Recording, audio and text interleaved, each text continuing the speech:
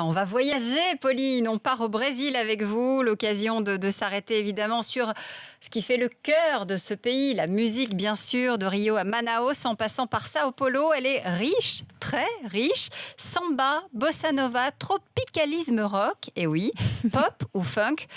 Vous allez nous faire voyager.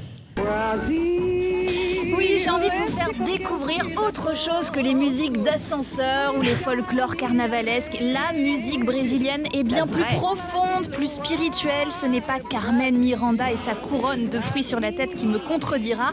C'est ce Brésil poétique-là qui a été mis en avant à la cérémonie d'ouverture, celui qu'on écoute tous les soirs en ce moment aux abords du village olympique. J'ai rencontré à Paris Fernando Del Papa. Il est professeur de samba avec son cavaquinho.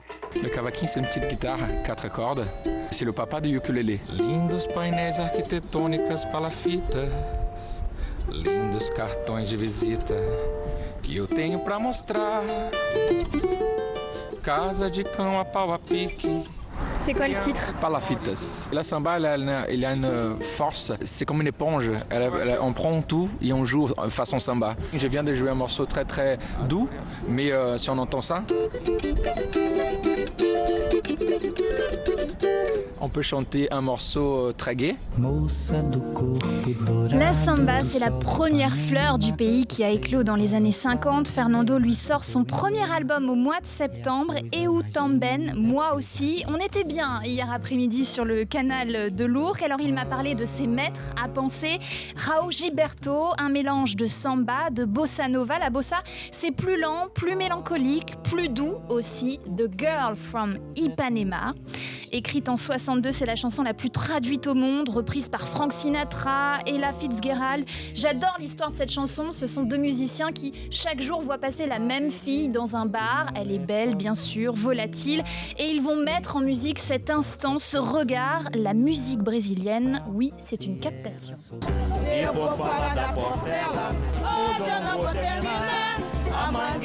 Et l'autre grand musicien, eh bien, c'est ce que vous entendez, Paulinho da Viola. Il était présent à la cérémonie d'ouverture. C'est le monsieur qui était en bleu et qui a chanté le hymne brésilien. Il a une façon particulière et timide de chanter la samba. La chanson, elle est très importante au Brésil. Le texte, même si nous, on voit l'image de la danse, la sensualité et tout ça, mais le texte, il est très lié. On ne peut pas enlever la musique du Brésil pour raconter l'histoire du Brésil.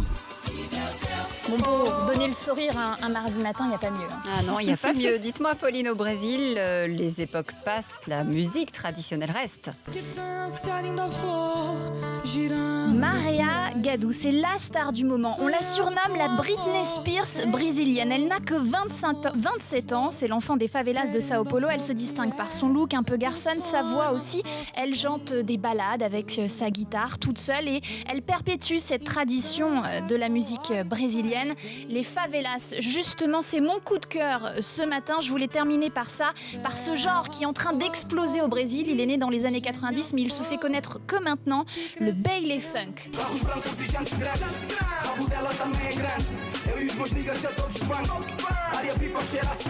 Là, on retrouve l'image du Brésil qui bouge.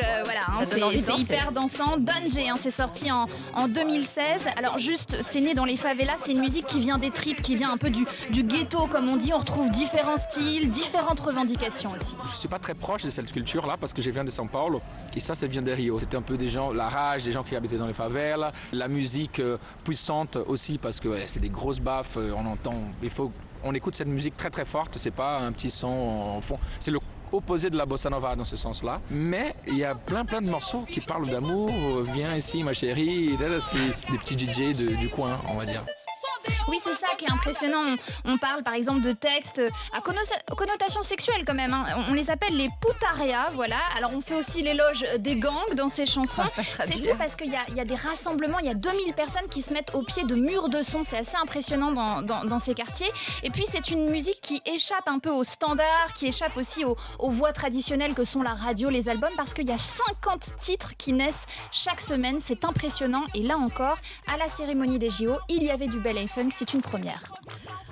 Merci Pauline pour ce joli voyage au Brésil. Il va falloir qu'on travaille un peu nos chorégraphies. Ah oui, C'est impressionnant. Du bassin, on n'est pas encore...